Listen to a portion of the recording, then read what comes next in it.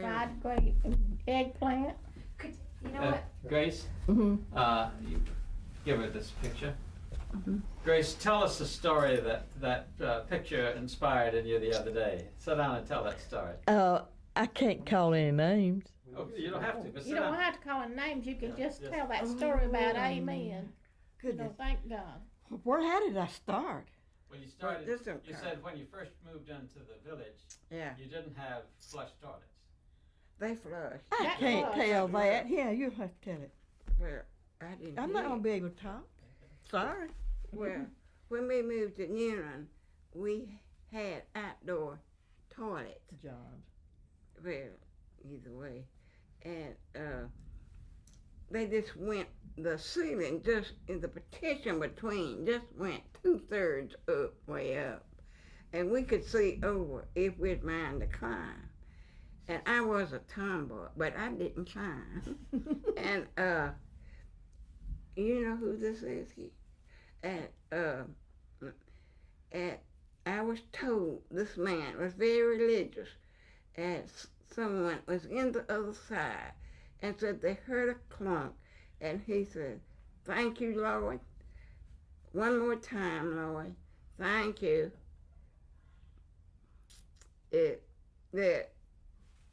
And y'all ready for her or me? When we moved to Newland, I was very young, just going into the second grade. Well, I didn't mind leaving the farm. I was too young to know everything was okay with me as long as Mom and Daddy was there. But when we started to school, they told me I couldn't go uptown to school, that I had to go to Murray Street School, which is on the Mill Village. Well, I don't know, maybe we were, but I felt like we didn't have the best treatment because we were from the Mill Village. That was the way we saw it. Now, I don't know how they felt about it, but that's the way. And when I got about 15 years old, I went in to the mill, which was very hard work. I had to talk it over with my mother and daddy to see if they would let me drop out of school and go to work. And I did. It was hard. It was very hard. But they were lovely people. We felt love in that. It was that. That was our world over that at mill, cotton mill number 1. And our neighbors were the same way. It was our one big family. We worked hard, but getting out, we felt this love. We'd get together, the young people would, and we'd play games.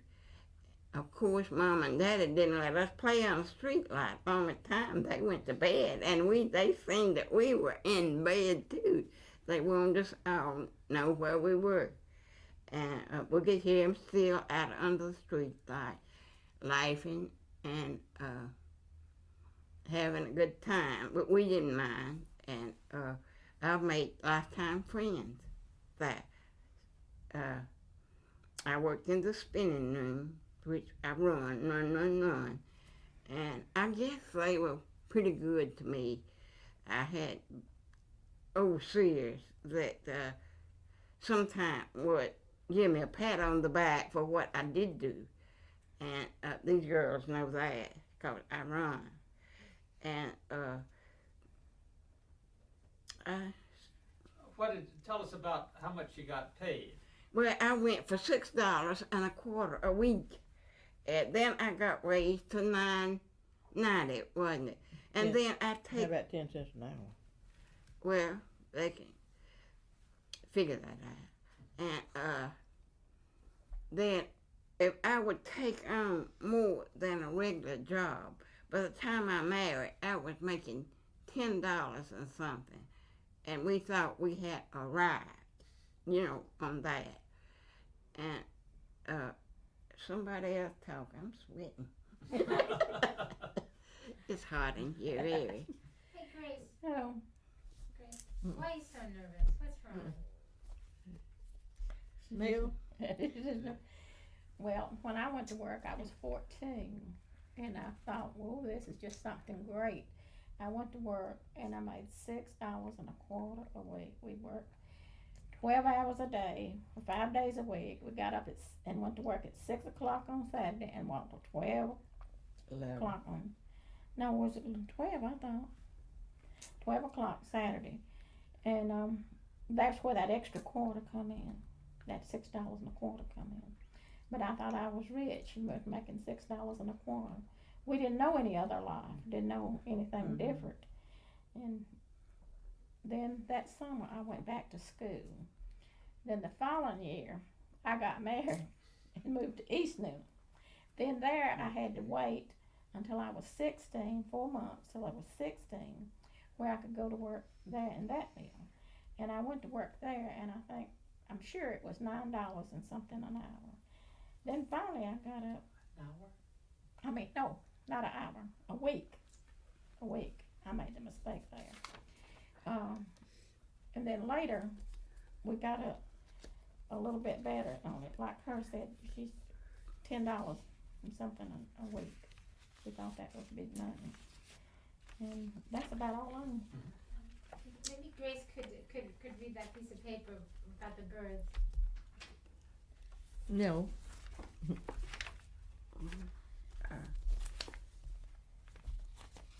Then, What is this? Is let me have it. It wants to tell who. Well, I thought that Okay. To show you how much we paid back then for doctors, what we paid doctors to be born, when it's up into the $1,000 now. Okay, my oldest sister, we paid Dr. Fitz $5 to be born. And my second sister was Dr. West, $7.50 to be born. What year? In 1911. And Grace in 1914 was $10 to Dr. Barker. In 1916, my brother was born, and they paid $10 for him to be born. But I was really costly myself, because when I came along in 1919, they paid $15 for me to be born. was Grace, do you think it was worth it? you. Do you think it was worth it? Worth it? Well, I tell you, my brother can't boast that he's worth more than me. But I can. But I can boast Well, is that was not more going on? expensive than you and Dorothy. We don't care, we got here. Well, Grace, when did you start working in the mills? Oh, I don't know. When I was 14 and a half, something like that. Uh. And that's all I know. I went to work in 25. And not long after that, I married. I married 30. And then I had the son. And then Roosevelt come in. And that was great for us. Anybody that worked in a mill knew, it was better for us. 8 hours a day instead of 11 hours a day. We went in at 6, had an hour off, an hour for lunch, went home, and off at 6, which was 11 hours a day.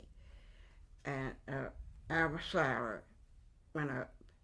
And finally, after years and years, they kept easing our salary up just a little bit. And then I finally got to $1 an hour. I think this is it.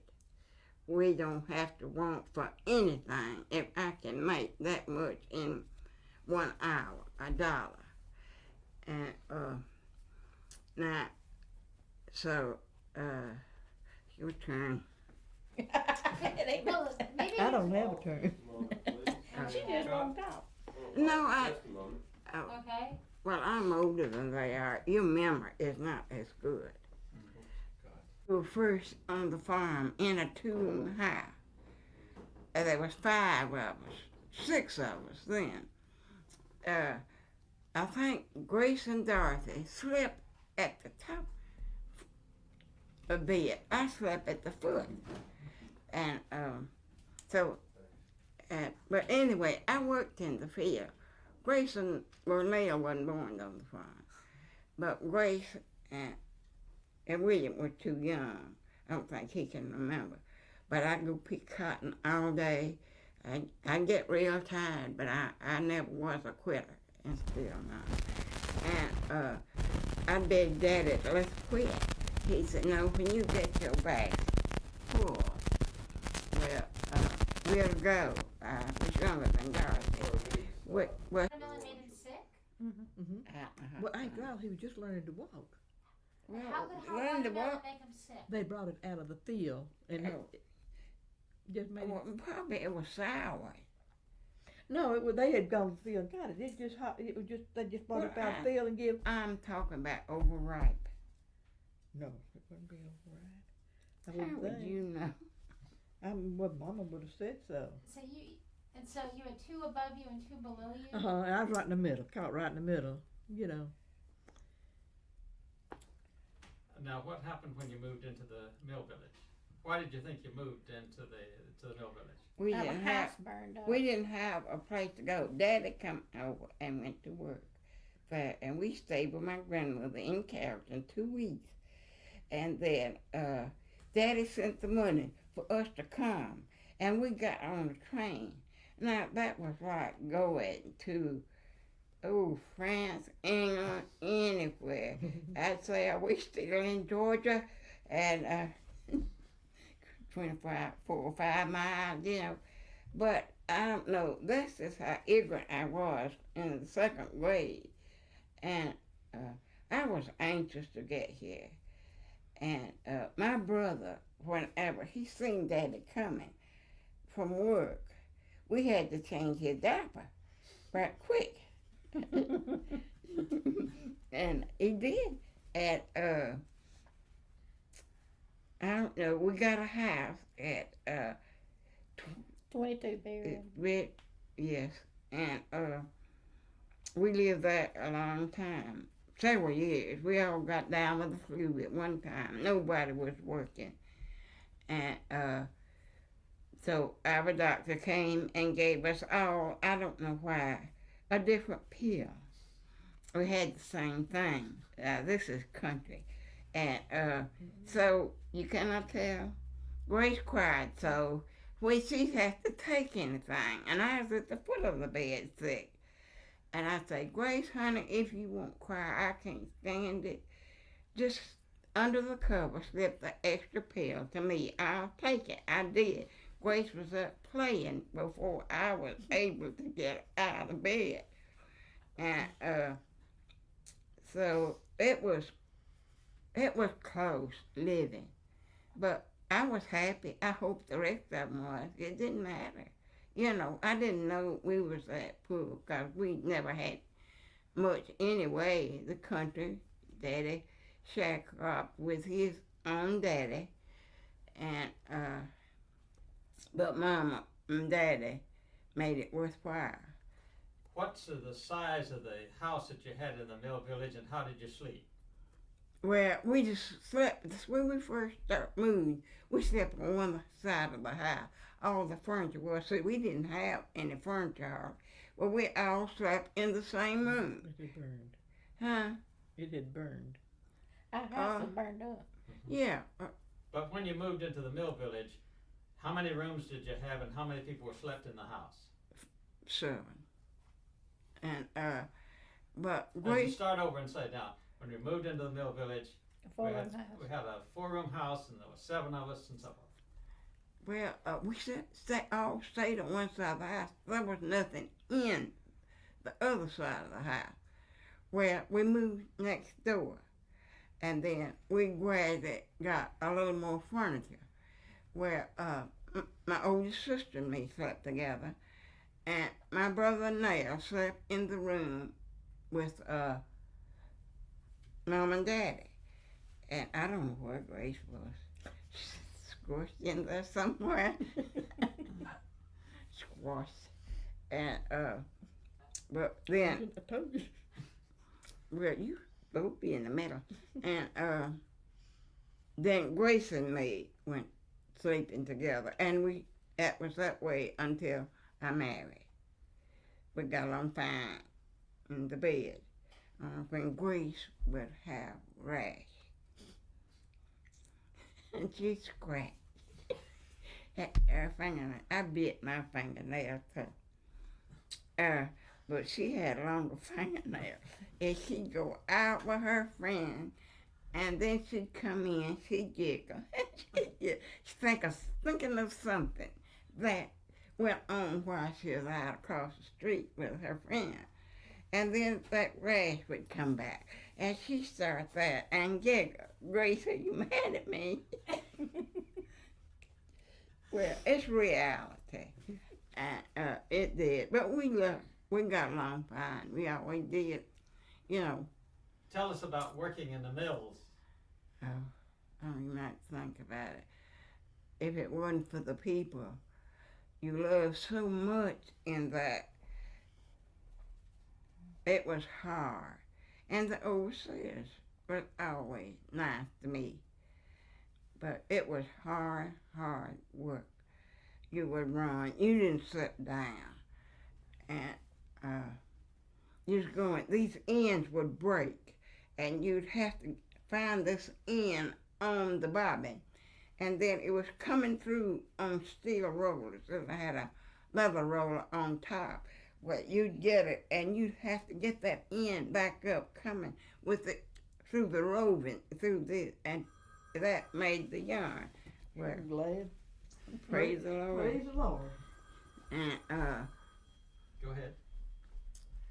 and then the hardest part of me, when this end come down, there's a lapstick there, and it rolled over. It was so hard to get off. I had corn all on my hand trying to rub that off. And let's see, and then finally, I helped overhaul her and helped to fix her a little, because I guess I'd been there long enough to know, you know, we take it down and rehaul it and put it back together, clean it up. There was a lot of oil used around these rollers. And my dad worked in the card room. My mother worked in the wine. Okay, go ahead, Florence. Okay, I spin, and we quill in roving. It would come from the card room. It was the frames. And we had, this roving would run out. You had to keep up with that. And you had to keep up with the ends, making the yarn too. You were very busy. You had about 10 sides, you know, to keep up with, all the way from one end of the room to the other one. And then there were flake frames at the lower end of mill number 1. And I don't know how, it was in the gear. First it was yarn, and about that long, the tooth was taken out of the gear. It would skip, and then this cotton, like it was, come through on that skip, just like the roving was on top, coming through down to make the yarn. And it was that way all the way through. Like that, then skip, and that's when it would make the cotton like on a Q-tip. And they made material out of this. And Tell us about how your hands felt. How you got. yeah. Oh, you had corn all over your hand. You didn't dare hold your boyfriend's hand, you know. All those corn sticking out there. And we had corns on our feet if our shoes wasn't just right. And believe me, they were cheap shoes. We were grateful to have that. But I had one coin in one lifetime on the toe. And I said, God, if you cure this, I will buy better shoes. No, don't. And it was rough. And your fingernails always broke off. And somebody was always getting hurt. real serious, but you couldn't have run it without Band-Aids. The mill would have had to shut down. And they told us that. And I don't know, I don't guess y'all want to know about the rug yarn at number 2 mill. No, we don't need to know that too much. But now, did it ever get any better in the mills? Yeah, after Roosevelt come in, we were on 8 hours instead of 11 a day, and that was much better. And then our salaries were raised, and it was just a good time for us. And I remember the first time Young Cotton Mill gave us a bonus. Mine was $36 or something. The reason I remember it so well, me and my husband still owed on our furniture, and I sent that to Reynolds Furniture Company in Union and paid off that debt, because that we had had a lot of sickness with our son. He was a baby. And, help me. Now, also, Oh, that you're doing better. when, do you remember the big picnic they had on July the 4th? Oh, yeah, it was so cold.